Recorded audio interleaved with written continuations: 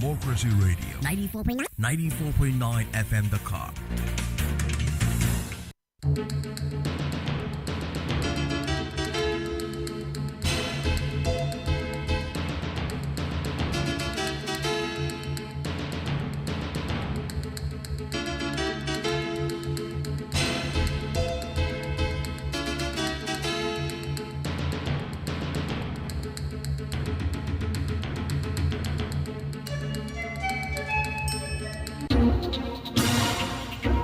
WADR, promoting dialogue. It is 6 p.m. in Dakar, 7 p.m. in Abuja. Good evening and welcome to Newslink here on West Africa Democracy Radio, broadcasting live on 94.9 FM, as well as on Facebook, YouTube, and through our app. First, our top stories. Nigeria's opposition coalition, ADC, protests against alleged threat to democratic processes ahead of 2027 elections.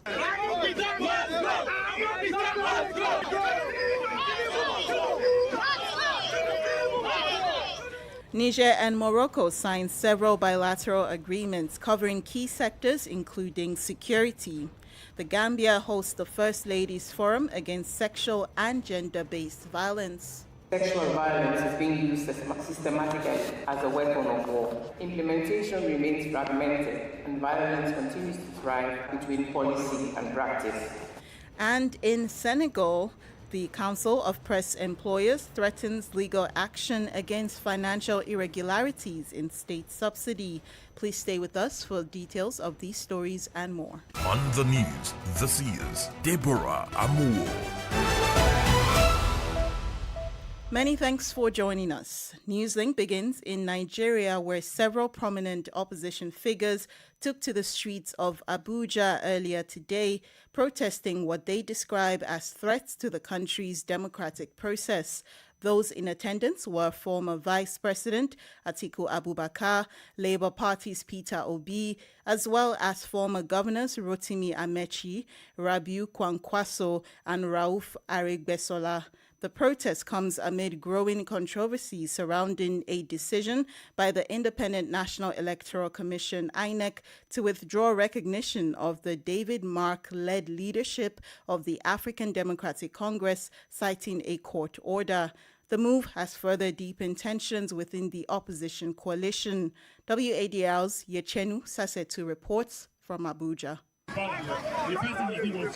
During the demonstration held under the platform of the African Democratic Congress, supporters marched to the headquarters of the Independent National Electoral Commission, INEC, demanding transparency and adherence to the rule of law. Addressing protesters, David Mark called on INEC to reverse its decision on the party's leadership, insisting that due process must be followed. Interpretation has deprived us of our proper status, and that's what we petitioned INEC, that they should reverse themselves and give the proper interpretation of the status quo. Also speaking, Peter Obi emphasized the need to protect Nigeria's democracy, warning against actions that could undermine democratic institutions. We can't have one party in our country. It's a democratic country, and we're begging people who are in government, don't kill our democracy. Nigerians must have a choice. Meanwhile, ADC National Publicity Secretary Balaji Abdullahi clarified that there are no factions within the party, insisting that the leadership issue is being misrepresented. There is no faction, and I repeatedly maintain this. Faction is a technical term, because when you say someone is a faction, it means that there was a meeting, whether it's illegal or illegal, that appointed or elected or selected that individual. The protest is also linked to INEC's decision to withdraw recognition of the David Mark-led leadership of the ADC, a move that has further deepened tensions within the party. It also highlights concerns over electoral credibility as Nigeria approaches the 2027 general elections. For WADR, Yechenu Sasetu in Abuja. Now to bilateral developments. The fifth session of the Niger-Morocco Joint Commission has concluded in Niamey, marking a new step in strengthening ties between the two countries. The meeting, which began on Tuesday, resulted in the signing of several cooperation agreements in key sectors. Augustine Coley gives the details. According to Niger's Ministry of Foreign Affairs, the deals cover areas such as trade, education, vocational training, energy and infrastructure. Officials say these agreements reflect a shared commitment to building mutually beneficial partnerships and boosting development in both nations. Commitments were made particularly in the energy sector with the Trans-Saharan Gas Pipeline project and the launch of construction on a 40 megawatts power plant in Gorubanda. The section was co-chaired by Niger's Foreign Minister Bakari Yaousangari and Morocco's Foreign Minister Nassel Bourita. Both leaders praised the strong relationship between their countries and reaffirmed their determination to deepen cooperation. The successful holding of this fifth section in Niamey highlights the growing momentum in Niger-Morocco relations and underscores the importance of South-South cooperation.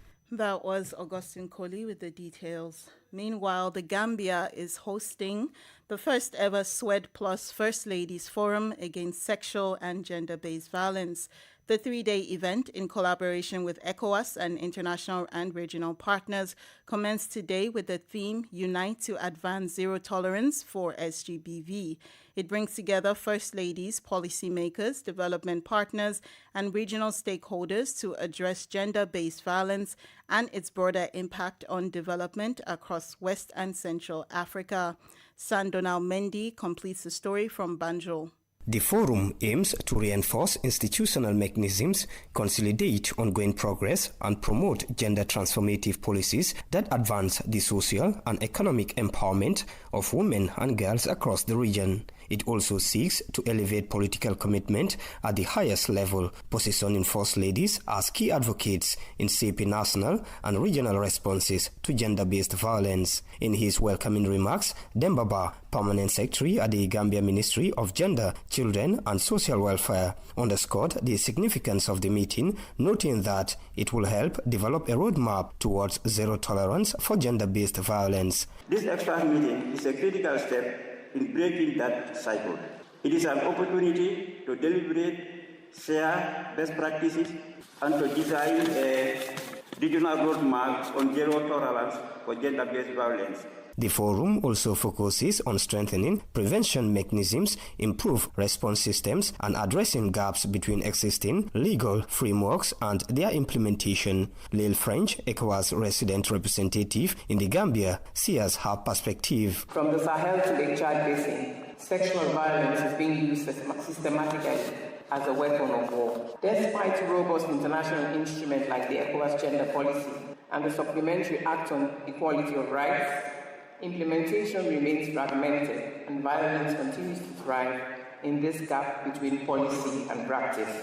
According to the World Health Organization, in the last 12 months alone, 316 million women, representing 11% of those aged 15 and above, were subjected to physical or sexual violence by an intimate partner. Progress in reducing intimate partner violence has remained slow, with only a 0.2% annual decline over the past 2 decades. Over the coming days, a series of technical and policy engagements, including expert-level and ministerial meetings, will lay the groundwork for informed dialogue and coordinated action. The sessions, running from April 8 to April 10, 2026, are expected to generate strategic recommendations to strengthen the implementation of the SWED Plus initiative. For Newslink on East Africa Democracy Radio, Sangdona Mendy, reporting from Banjul. More stories coming up on West Africa Democracy Radio. Newslink continues. Côte d'Ivoire has scrapped customs visas previously used to facilitate trade with neighboring Burkina Faso and Mali. The government ended the measure on March 31, 2026, in a move aimed at easing cross-border commerce. Officials say the reform marks a significant shift in trade relations among the three countries, which have long been slowed by burdensome administrative procedures. Christopher Aticho tells us more. Until now, customs brokers were required to have their goods declarations stamped by the Burkinabe and Malian embassies in Abidjan. This essential administrative step, established on April 28, 2000, aimed to ensure the monitoring of operations and the reliability of trade statistics. However, in practice, this requirement was often perceived as a source of delays and red tape. Now, this procurement is a thing of the past. The focus is on digitization. Ivorian customs authorities are now relying on interconnected systems to ensure the smooth and secured flow of goods in transit. According to the Director General of Customs, Alphonse Pierre Dar, these tools enable the continuous, transparent, and secure transmission of data relating to goods, thus reducing delays and risks associated with transit operations. Beyond administrative simplifications, this reform has major economic implications. Burkina Faso and Mali are among Côte d'Ivoire's main trading partners within the West African Economic and Monetary Union. Together, they account for nearly 44.8% of trade flows in the region. In a regional context marked by political tensions, this decision appears as a strong signal, particularly the primacy of economic interest and commitment to preserving robust trade relations. Christopher Aticho with that report filed by Marcel Ariston-Blay. Here in Dakar, the Council of Press Publishers and Distributors of Senegal, CEDEPS, has denounced irregularities and embezzlement in the management of state funds to media institutions. The amount in question is nearly 2 billion CFA francs. Addressing a press conference today, the press organization promised to file a complaint with the National Office for the Fight Against Corruption, seeking redress to its concerns. Mamoudou Wan is a spokesperson for CEDEPS. Le CEDEPS va saisir l'OFNAC et les tribunaux pour détournement de fonds. CEDEPS will be filing a complaint of ORF, NAC and the courts regarding the embezzlement of the funds. The Council of Press Distributors and Publishers of Senegal followed with indignant attention yesterday's media appearance by the Minister of Communication, surrounded by his staff, and some members of the Management Committee of the Press Support and Development Fund. Members of the Senegalese Press Employers Association denounce in the strongest terms the serious irregularities, persistent opacity and blatant breaches of equality that are tainting the 2025 management of the fund. Analysis of the speeches and the official report reveals a distribution and procedures that betray the spirit and primary purpose of the FAD. Faced with these attempts to distort reality, the CNRS feels compelled to establish the facts rigorously and without compromise. Les faits avec rigueur et sans concession. Mamadou Wan is the spokesperson of the Council of Press Publishers and Distributors of Senegal, CEDEPS. Burkina Faso has launched a video ticketing system as part of a nationwide traffic regulation. Driving with a red light, using a cell phone while driving, or riding a motorcycle without a helmet will result in a fine. The technological experiment was launched on Tuesday in Ouagadougou to track traffic violations in real time. Imo Edet gives us the details in the following report. The system is still in its pilot phase. Installed in the capital Ouagadougou, it observes, analyzes, and penalizes traffic violations without human intervention. According to the Minister of Security, video ticketing will significantly reduce road incivility. Mamadou Sana is the Minister of Security. From now on, it will be the system, the cameras that will be able to detect violations, generate tickets, and send payment reminders for the fines associated with those violations. From this point on, there will no longer be any hassle on our public roads. This means there will no longer be any debate between the police officer and the offender. The system will directly generate all the violations and send the message to the user. The system is interconnected with the e-contravention digital platform and national databases. According to authorities, it can detect up to 4,000 violations per day. generating approximately 50 million CFA francs daily. Zachary Ehebie, Director General of Communications at the Ministry of Security, explains the measure. This should help to improve road safety and civic responsibility, fight corruption, improve state revenue, and provide various ministries with reliable statistics on road traffic and traffic violations. The test will allow authorities to assess the system, analyze feedback, and make improvements. Following the testing process, the system will be rolled out nationwide. Martin Kaba's report presented by Imo Edit. You are listening to Newslink on West Africa Democracy Radio 94.9 FM. Here is a reminder of our top stories. Nigeria's opposition coalition ADC protests against alleged threat to democratic processes ahead of 2027 polls. Niger and Morocco signed several bilateral agreements covering key sectors including security.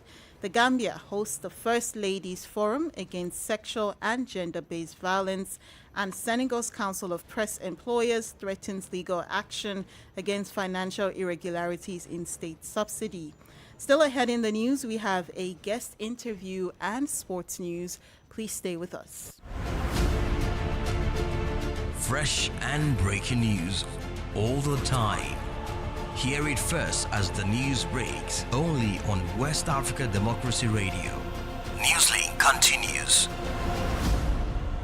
We now head to Liberia, where President Joseph Boakai has called on the House of Representatives to convene a special sitting of the 55th legislature.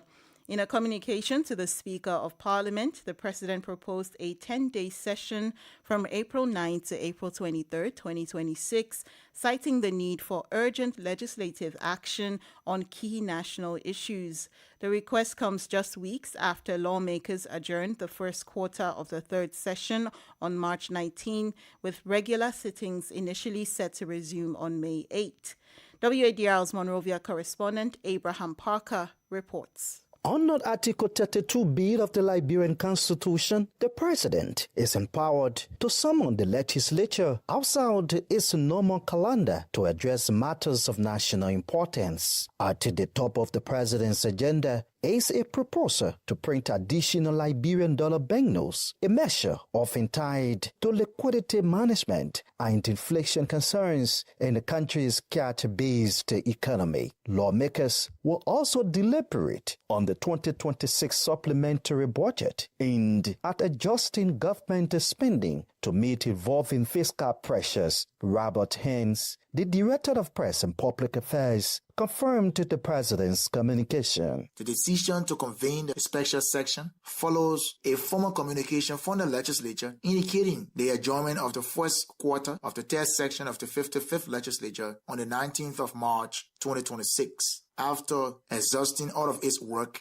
on its agenda. The Speaker of the House, Honorable Richard Nankwe-Kum, has acknowledged the President's communication and has instructed the Office of the Chief Clerk to duly inform the President for subsequent issuance of the proclamation. The lawmakers will be back up Capitol Hill beginning Thursday to work in the interests of the people of Liberia. According to the President's communication, delaying these issues until May would risk slowing government operations and weakening fiscal responsiveness. Analysts say such added sections are driven by urgent economic needs, particularly in Liberia, where exchange rate and public expenditure gaps can quickly escalate into broader macroeconomic challenges. For Newslink on WADR, Abraham Parker, Monrovia.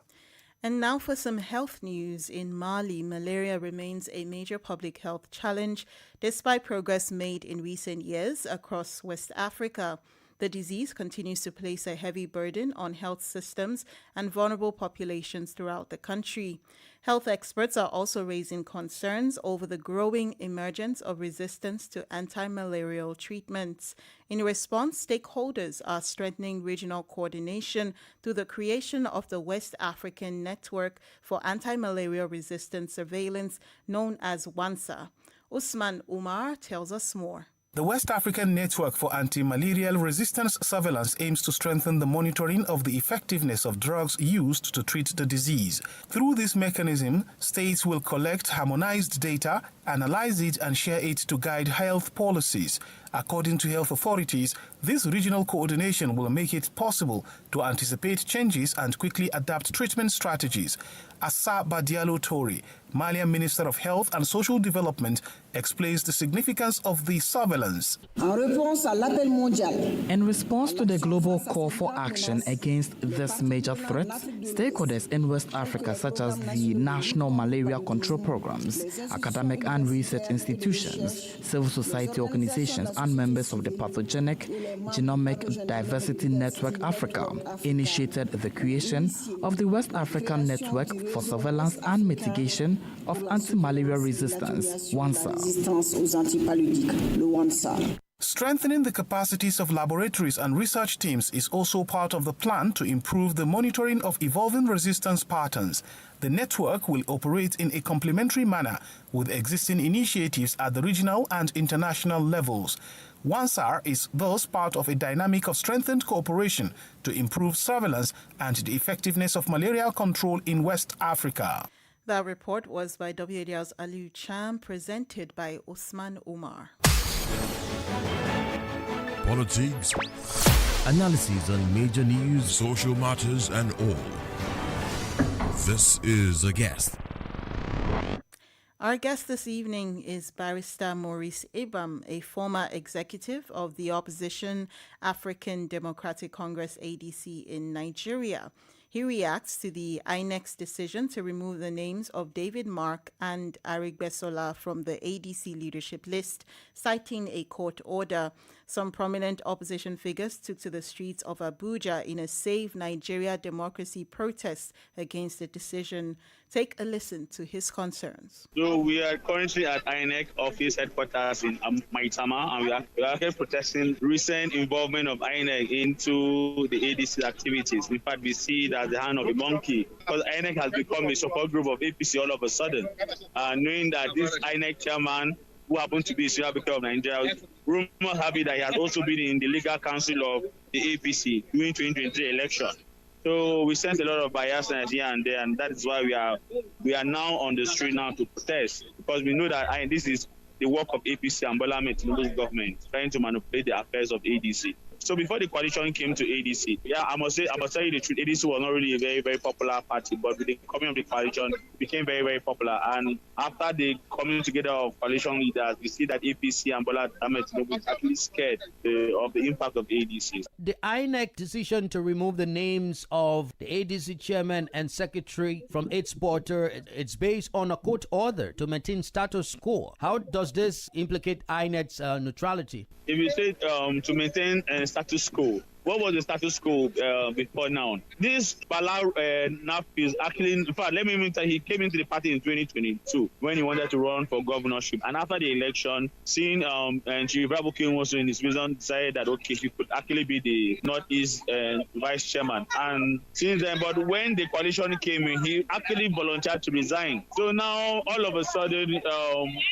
when APC Tinubu was looking for a crack in the world to get involved in the system, and that is why they manipulated him. He's been manipulated. You understand? Because I am from the old ADC. I'm a member of that NWC, and I can tell you with sincerity of purpose, without being biased, everybody decided to resign. You understand? Because before coming now, I knew I was a national leader. It was so hard to sell ADC. That everybody is now ADC. Everybody is now speaking ADC. So it is very, very important that Nigeria should be told the truth. Even as an old ADC member, I will tell you the truth that all of us decided that we're going to step down. So all these people coming to say this and coming to say that are just people that they're just trying to use. That's just the truth about it. ADC has a recommended 21 days notice for its Congress. Has the 21 days notice elapsed before now that you are protesting at INEC headquarters? Our convention is coming up on the 14th of this month. In fact, if you notice yesterday, some miscreants came up again to say they were the state chairman, that they were these are former ADC state chairmen. They're saying that they are supporting INEC for what they are doing. You just understand that, one thing about politics, interest. The interest is so pathetic. This is not an ADC fight. This is a Nigerian fight. Now that these things are happening to the ADC, will it not affect the party's preparedness ahead of the 2027 general election? It will. I will not lie to you. I don't want to lie to Africans or Nigerians out there. It will, because yesterday some group of elements say that the former state chairman and they are protesting. It's so sad that now nobody's talking about the interest of Nigeria. Everybody's talking about their personal interest, the interest of their own pockets. It's something that really breaks my heart. Yeah, it's something that really breaks my heart that I need to also state this thing out that right now this is not about ADC. This is about the future of Nigeria. Why, if the INEC does not repost the names of the ADC chairman and secretary on its portal, what would you do? So there are a lot of theories to it. Nigeria should be worried. Nigeria should be scared. Yes, Nigeria should be worried. Nigeria should be scared. But this is not about ADC.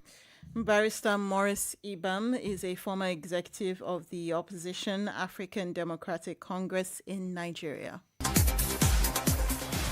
And now it's time for some sports stories. We begin here in Senegal, where the president of the Confederation of African Football, Patrice Motsepa, is visiting to hold talks with sports authorities.